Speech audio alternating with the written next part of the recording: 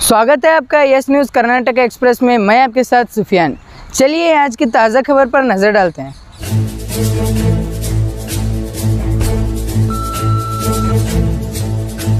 Media माध्यम वालों को इस्तकबाल करते हुए आज विजयपुर के महानगर पालिका इलेक्शन जो 30 अक्टूबर को जो होने जा रहा है, महापौर और उपमहापौर का इलेक्शन होने जा रहा है। इस इलेक्शन के अंदर किसी को भी फुल मेजॉरिटी नहीं मिली है, इसीलिए कारपोरेटरों का मेजॉरिटी दिखलाने की खिंचातानी का सिलसिला चला हुआ है। तो इस दौरान आज विजापुर के अंदर प्रेस मीट लेने की वजह यह है कि मजलिस इत्तेहादुल मुस्लिमीन से हमारे 2 कारपोरेटर चुन के आए। उसके अंदर एक जो है वार्ड नंबर 25 सोफिया अब्दुल रहमान वाटी और एक वार्ड नंबर 28 से रिजवाना कैसर हुसैन इनामदार। अब इन दोनों ने आज तक के कुछ इलेक्शन के जो वातावरण के अंदर उन्होंने कांग्रेस को सपोर्ट देने की बात जो है खुलेआम उन्होंने बताई है। तो इसकी वजह बनी एमबी पाटिल हमारे कर्नाटक स्टेट के मिनिस्टर भी हैं, उनके घर के अंदर 11 तारीख को मीटिंग होती है। वो मीटिंग के अंदर हमारे दोनों कारपोरेटर के जो जिम्मेदार हैं, एक सोफिया अब्दुल रहमान वाटी उनके बेटे और रिजवाना कैसर हुसैन इनामदार उनके पति, उनके हस्बैंड, उस मीटिंग में शरीक भी हैं और उन्होंने अनाउंस भी किया है कि कांग्रेस में ज्वाइन किए। तो उसके बाद में कुछ डेवलप ये हुआ कि हमने कांग्रेस को सपोर्ट करके कांग्रेस का महापौर बना रहे। पार्टी को कोई इत्तला भी नहीं है और पार्टी का कोई इन्फॉर्मेशन भी नहीं था, आज तक कोई डिसीजन लेने का ये कोई पार्टी की तरफ से व्हिप भी नहीं था। फिर उनको समझाने की कोशिश किए, हमारे जिला अध्यक्ष भी और सेक्रेटरी भी, इस बात के ऊपर उन्होंने खुला अपना इजहार किया कि हमने कांग्रेस को सपोर्ट कर रहे हैं और कांग्रेस के साथ में हम जाएंगे। फिर इस बात के ऊपर हमको ये कहना पड़ता है बहुत तकलीफ़ से कि बीजापुर के अवाम, वोटर्स और यहाँ के कार्यकर्ता, नौजवान और हमारे माँ बहनें बहुत मेहनत किए और उनको चुना के लिए गए। और साथ साथ हमारे बैरिस्टर असदुद्दीन साहब को कम से कम 8 साल तक बीजापुर में आने के लिए नहीं दी, यही कांग्रेस गवर्नमेंट। कोर्ट से भी कुछ, हम हाई कोर्ट से भी कोशिश किए थे, लेकिन इलेक्शन के अंदर मौका मिला। साहब यहाँ भी तशरीफ़ लाए, जलसे किए और पाद यात्रा भी किए। आप सब लोगों को मालूम है, जब इतनी मेहनत के बाद में ये 2 सीट हमको कामयाबी मिले थे, लेकिन आज उन्होंने अपना मुस्तकबिल, सियासी मुस्तकबिल अपने खतरे में डाले हैं और आने वाले दिनों के अंदर उनको बहुत सियासी तकलीफ़ होने वाली है, क्योंकि मुसलमानों के वोटों पर और दलित और अदर जितने भी लोगों के वोटों पर जीत के आए हमारी पार्टी, सबको लेके चलने वाली पार्टी, आज उन्होंने कांग्रेस के दामन पकड़े हैं। लेकिन कांग्रेस भी इनको हाथ, जब कांग्रेस इनको टिकट नहीं दी थी जब ही हमारे दामन पकड़े थे। आज वापस हमसे जीत के आए और वापस जाके कांग्रेस का दामन पकड़ रहे हैं। 70 साल तक क्या दलितों पर, मुसलमानों पर बीते अच्छी तरह हर लोग जानते हैं, इसीलिए उनका मुस्तकबिल खतरे में, मैं इसीलिए बता रहा हूँ। तो आज अवाम भी उनको याद रखेगी और आने वाला महानगर पालिका के अंदर साहब का, मतलब असदुद्दीन ओवैसी साहब का क्लियर डायरेक्शन है कि आने वाले दिनों के अंदर हम ज़्यादा से ज़्यादा सीट बिठाएंगे इंशाल्लाह, और एमएलए सीट भी बिठाएंगे। हम एमएलए कॉन्टेस्ट भी करेंगे और कारपोरेशन इलेक्शन भी पूरे फ्लैश के साथ में हम लड़ेंगे। फिर लोगों के अंदर ये चीज़ मालूम होगी कि बाबा हमने मेजॉरिटी से अगर भेजेंगे तो फिर इसका ये जो 1 और 2 का मामला ये थम जाएगा, क्योंकि कानूनी अड़चने होते हैं, उनको डिसमिस करने के लिए भी बातचीत चल रही है, लेकिन कानून की कुछ अड़चने हैं, उसके ऊपर भी आज नहीं कल उसका खुलासा होगा। फिर हमने आज उनको ऑलरेडी उच्चाटन पत्र आज हम इनके हैंडओवर कर रहे हैं, उनके घर तक पहुंच जाएगा। आज के बाद भी उनको पार्टी में वो नहीं रहेंगे। तो ये जब कांग्रेस से जाकर मिल रहे थे, क्या आपको पार्टी को कोई इंटीमेशन नहीं थी? बिल्कुल नहीं थी। आपको कुछ बताया नहीं, आपके साथ सलाह मशवरा कुछ नहीं था? अगर उनको सलाह मशवरा करके जाते तो फिर पार्टी से निकालने का कोई संबंध नहीं आता था ना। पार्टी व्हिप जारी करती थी। आपको मैं बताया, जब हुबली का इलेक्शन जब चल रहा था महापौर का, तो साहब से हमारा डायरेक्शन भी था, अगर कोई डेवलपमेंट वहाँ पे ईदगाह मैदान का एक मसला था, उसके यूएपी के लड़के लोगों को जो जेल में डाले वो मसला था, उस मसले के ऊपर हमने वहाँ पे उनके मिनिस्टर से हमने बात की है, डिस्ट्रिक्ट मिनिस्टर से, ये चीज़ों के है, अगर चाहेंगे तो हमारे मुद्दे हैं, ये मुद्दों पर अगर तुम क्लियरेंस देते होंगे तो हम सपोर्ट करने के लिए तैयार हैं। फिर वो बात नहीं बनी, वो बात अलग है, लेकिन आज यहाँ पे कोई बात करते तो हम कुछ मुद्दों पे बात करके उसके साथ कुछ रास्ता हल निकाल सकते थे। तुम्हारे पार्टी का डिसिप्लिन नहीं चाहिए, और स्टेट परसेंटेज पहले के वाले स्टेट परसेंटेज बोलते थे, उधर से कैंडिडेट ठहरा तुम्हारा, तो तुम्हारी पार्टी के डिसिप्लिन सोल्जर नहीं है तुम्हारे लोग हैं यहाँ पर, मनमानी चले रहते थे हमेशा। अभी आप ही यहाँ पर निकाले, वो सही बात है, तुम्हारे इंटरनल डिसिप्लिन कुछ भी नहीं है यहाँ पर। अच्छा, आपकी सलाह है ये? नहीं, मैं पूछ रहा हूँ डिसिप्लिन क्यों नहीं है? हाँ, ये पूछो ना मेरे को। हाँ, क्यों इतना गैप क्यों है आपके जहाँ कॉर्पोरेट और पार्टी के बीच में? यहाँ के delta learn online spoken English classes लाया है आपके लिए सुनहरा मौका। स्पोकन इंग्लिश आजकल ना सिर्फ एक शौक है बल्कि अहम ज़रूरत बन चुका है। अगर आप लोग घर बैठे इंग्लिश सीखना चाहते हो तो अभी हमारे एक्सपर्ट से संपर्क करें 9972295999 और 8050828793। नेता लोगों के साथ उनकी जमती नहीं है क्या? वो पहले से हटवा दे, आप सोचे बगैर टिकट कैसा दिया, ऐसा दिया? हाँ, ये बात आप सही पूछे। जब उनको कांग्रेस की टिकट नहीं मिलने के बाद में हमारे पास में आए, सबसे पहली बात है। ये आपको पता था? पता था नहीं, हम ही बोल रहे हैं तो मैं ही बोल रहा हूँ ना, पता था नहीं, पता है था बोल के बोल रहा हूँ मैं। जब टिकट देने की जब जिम्मेदारी यहाँ पे डिस्ट्रिक्ट वालों की और उनको पूरा जांच पड़ताल करके देने की बात थी, वैसा तो बहुत से लोग आए थे हमारे पास में। जितने लोगों को टिकट दी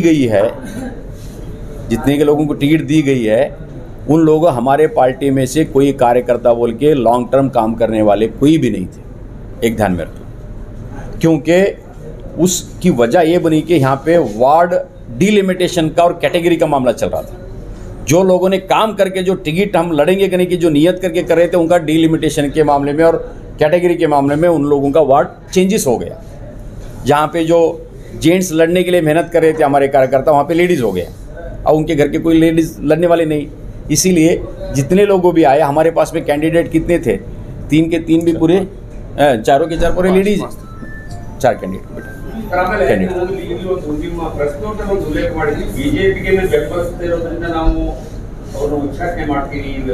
ಇಲ್ಲ ನೋಡ್ರಿ, ನಾನು ಕ್ಲಿಯರ್ ಇದರಲ್ಲಿ ಬರೆದಿದ್ದೇನೆ. ಈಗಾಗಲೇ ಒಂದು ಪತ್ರಿಕೆ ಇದೆ, ಅದು ಸಾಲಾರ್ ನಮ್ಮಲ್ಲಿ ಕುಂತಿದ್ದಾರೆ, ಸಾಲಾರ್ ಪತ್ರಿಕೆಯಲ್ಲಿ ತಾರೀಖು ಹಾಕಿ ಬರೆದಿದ್ದೇನೆ ನಾನು. ಏನಂತ ಬಂದಿದೆ ಸಾಲಾರ್ ಹುಬ್ಬಳ್ಳಿ ಪತ್ರಿಕೆಯಲ್ಲಿ ಇದೆ ನೋಡಿ, ಸಂಪರ್ಕಿಸಿದಾಗ ಸ್ಪಷ್ಟವಾಗಿ ಆಯಿತು.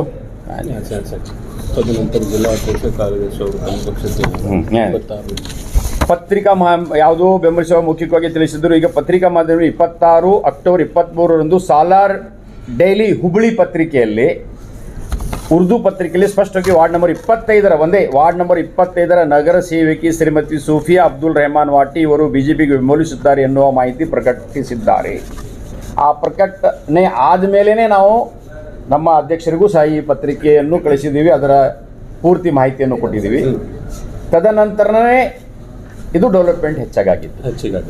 ಯಾಕೆಂತಂದರೆ ನಮ್ಮಲ್ಲಿ ಕಾಂಗ್ರೆಸ್ನಲ್ಲಿ ಹೋಗ್ತಾ ಇದ್ದಾರೆ ಅನ್ನೋದು ಊಹಾಪೋಹ ಇತ್ತು. ಆ ನಂತರ 11ನೇ ತಾರೀಕಿಗೆ MB ಪಾಟೀಲ್ ಅವರು ತಮ್ಮದೇ ಒಂದು ಫೇಸ್ಬುಕ್ ID ಮೇಲೆ ಆ ಫೋಟೋಗಳನ್ನು ಹಾಕಿ ವಿಸ್ತಾರವಾಗಿ ಹೇಳಿದರು, ಹಿಂಗೆ ನಾವು 7 ಸದಸ್ಯರನ್ನು ನಮ್ಮ ಪಕ್ಷಕ್ಕೆ ಸೇರ್ಪಡೆ ಮಾಡ್ಕೋತಾ ಇದ್ದೀವಿ ಅಂತ. ಆವಾಗ ನಮಗೆ ಸ್ಪಷ್ಟ ಆಯಿತು, ಯಾಕಂದರೆ ಊಹಾಪೋಹಗಳ ಮೇಲೆ ಯಾವುದೇ ರೀತಿಯಿಂದ ಪಕ್ಷ ಅದನ್ನು ನಿರ್ಣಯ ತಗೊಳ್ಳೋದಿಲ್ಲ. ಮತ್ತು ಈಗಾಗಲೇ ಅವರು ಒಂದು ಪತ್ರಿಕಾ ಮಾಧ್ಯಮದವರು ಒಂದು ಭಾಳ ಜವಾಬ್ದಾರಿಯಿಂದ ತಮ್ಮ ಪತ್ರಿಕೆಯಲ್ಲಿ ಹೇಳಿಕೆ ಕೊಟ್ಟಿದ್ದಾರೆ. ಆ ನಂತರನೂ ನಾವು ಅದನ್ನು ಮಾಹಿತಿ ಕಲೆ ಹಾಕಿದಾಗ ಆ ಪತ್ರಿಕೆಯಲ್ಲಿ ಬಂದಿದ್ದು ಸಹ ಸತ್ಯಾಂಶವನ್ನು ಕಂಡು ಬಂತು. ಅದಕ್ಕಾಗಿ ನಾನು ಇದರಲ್ಲಿ ಉಲ್ಲೇಖ ಮಾಡಿದ್ದೇನೆ. सत्यांश इಲ್ಲದೆ ಯಾವುದನ್ನು ಹೇಳುವಂತ ಪರಿಸ್ಥಿತಿ ಇರುವುದಿಲ್ಲ. इसीलिए हम यही चाहते हैं कि मैं एक ही बात बताऊं, अगर उन्होंने बीजेपी में जो जा रहे हैं बोल के जो न्यूज़ मिली है, और हमारे नज़र में 1 रुपये के 2 छिक्के जैसा है, वही कांग्रेस और बीजेपी दोनों एक ही है, दो रुख है, एक पहलू के दो रुख है हमारे नज़र में, इसलिए हम दोनों को एक ही समझते हैं। कांग्रेस को जाना क्या, बीजेपी को जाना क्या, दोनों एक ही है। वहाँ पे जुबान की मीठी है लेकिन बगल में छुरी है। कांग्रेस के अंदर एक जहर है, एक मीठा जहर, दोनों जहरी है। एक स्लो पॉइजन है, एक फास्ट पॉइजन है। समझने वाले को मालूम है। हम भी कई साल कांग्रेस में रहो कि हम हर चीज़ देख के आए सो हैं। वो सच्चाई यार पूरा हर इंसान जानता है, ऐसा नहीं कि कोई जानता नहीं है बोल के नहीं। जो जानता है, जिसको हजम कर ले रहा है, जहर हजम कर ले रहा है। जो जिसको हजम नहीं हो रहा है वो इजहार कर रहा है। सर, जैसे कि आपने बताया कि आपके जो कॉर्पोरेटर दो जाकर कांग्रेस में मिले हैं, तो इस बात की इत्तला जो है आपको नहीं दी गई, तो इस बात की इत्तला आपको ना देने का कारण क्या हो सकता है? हमको इत्तला देने का या इत्तला नहीं देने की बात का मामला नहीं है, कारण उसका नहीं है, जाने का ही उनका गुनाह है। उन्होंने पार्टी के पॉलिसी छोड़ कर जा ही नहीं सकते। क्या बोल को जाते तो माफ़ कर देते? ये बात नहीं है। अभी किसके आदेश अनुसार इन दोनों कॉर्पोरेटरों को पार्टी से निष्कासित किया जा रहा है? ये बैरिस्टर असुद्दीन ओवैसी साहब दिया जा रहा है या वापस फिर लेंगे इनको, या टोटली इनको पार्टी से निकाला ही दिया जा रहा है। जब इनके साथ में बातचीत, अभी टाइम नहीं है हमारे पास। आप जो नोटिस 7 दिन की देना चाहिए, 3 दिन की देना चाहिए, बात सही है कानूनी के दायरे में, लेकिन जब 30 तारीख को इलेक्शन होने जा रहा था, आज तो सुबह मालूम पड़ा मेरे को, आज उसका नोटिस आया है रीजनल कमिश्नर से, लेकिन 30 तारीख को इलेक्शन है और आज 28 तारीख, तो 3 दिन के भी नोटिस हमको हमको जाहिर नहीं कर सकते। कल अगर ये बात हमको सुनने में आई आबू सालार की तरफ से, अगर बीजेपी भी कोई जा रहा है और हम खामोश है, लोगों के दिल में ये चीज़ नहीं आना चाहिए कि बाबा इतना पूरा होने के बाद में बोले। तो अब उन्होंने जो क्वेश्चन किया कि तुम्हारे में कम्युनिकेशन का मामला या कोई एडमिनिस्ट्रेटर का मामला, अब जहाँ तक मैंने अभी स्टेट प्रेसिडेंट बना हूँ, मैं हर चीज़ के लिए जान रहा हूँ कि बाबा जहाँ पे कौन अपने साथ में है, कौन किसी के साथ में जुड़ा हुआ है, ये सब चीज़ देख के मैंने साहब को रिपोर्ट भी किया हूँ। साहब जल्द से जल्द इसके ऊपर एक्शन भी लेने वाले हैं और वो डायरेक्शन जैसा देंगे वैसा हर चीज़, जो काम करेगा वो हमारे पार्टी में रहेगा, जो काम नहीं करेगा उसका रास्ता वो खुद देख लेना पड़ेगा। अभी जब आपको पता चला कि आपके दोनों कॉर्पोरेटर्स आपके एक पार्टी के विरुद्ध काम कर रहे हैं, उसके बाद प्रेस मीट करने में इतनी देरी क्यों हुई? नहीं, काम कर रहे हैं कि बोल के आज तक उसको हमारे पास में कोई ठोस सबूत नहीं था। आज हमारे पास में उनका ठोस सबूत है जो उन्होंने पार्टी के खिलाफ काम किए। भी एक ना उन्होंने कोई मेमोरेंडम देने के अंदर कोई बीजेपी के साथ में नहीं गया, कांग्रेस साथ में नहीं गए, बिल्कुल नहीं गए। अगर दिखते तो हम जब भी बोला कि उनको नोटिस देते थे। जब 11 तारीख को मिलने के बाद में हमने उनको समझाने के लिए बोल दिया कि उनको बुला के बात करो। जब उन्हें अपना क्लियर पिक्चर दे रहे हैं कि बाबा हम कांग्रेस के साथ ही जाएंगे, तो फिर सवाल ही नहीं पैदा। तो अभी वार्ड नंबर 25 के कॉर्पोरेटर को किडनैप करने का एक वारदात यहाँ पर चली है। कांग्रेस वालों का आरोप है कि वो वार्ड नंबर 25 के कॉर्पोरेटर को कांग्रेस का मेयर बनता बोल के किडनैप करेंगे। उनको क्या तकलीफ हो रही है? नहीं, हमारे कॉर्पोरेटर को उन्होंने किडनैप करने के बाद में कांग्रेस वालों को तकलीफ क्यों हो रही है? कौन किडनैप करे वो पुलिस देख लेती है, वो काम पुलिस का है, वो एडमिनिस्ट्रेटर काम है। लॉ एंड ऑर्डर मेंटेन करना पुलिस का काम है। एफआईआर तो नहीं हुआ। नहीं, मैं क्या बोलता हूँ, अगर आपसे मेरे को अगर ये पूछेंगे तो वो काम उनका है, लॉ एंड ऑर्डर मेंटेन करना उनका काम है। और उनको वो आज तक हमारे कॉर्पोरेटर थे, आज के बाद में वो हमारे कॉर्पोरेटर नहीं रहेंगे, लेकिन फिर भी उस कॉर्पोरेटर एक इलेक्टेड रिप्रेजेंटेटिव है।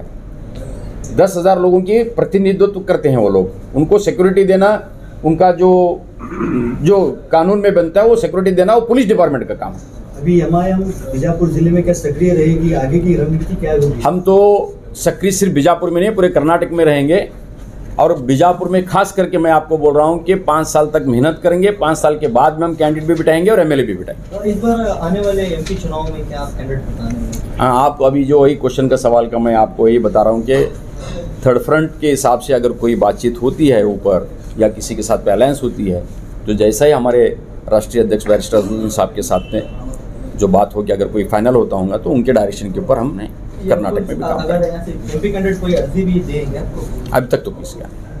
हाँ, वैसे दूसरी तरफ से भी हमको अप्रोच हुए हैं, बीजापुर से कोई अप्रोच नहीं। कर्नाटक में आपकी इस बार कितने कैंडिडेट उस अभी जैसा हमारा जब फाइनल होता है लड़ना, तो किसके साथ में लड़ना क्या है, उसके बाद में हम अपना मंसूबा बनाएंगे।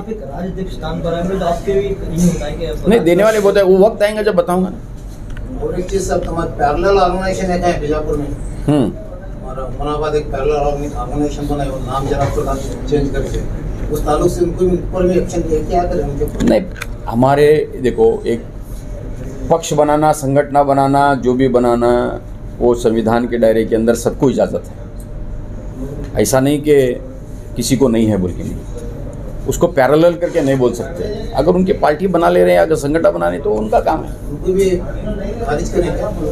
नहीं, खारिज तो नहीं करे, कहाँ है खारिज करे? सो खाली पोस्ट चेंज हुआ है, खारिज तो नहीं करे।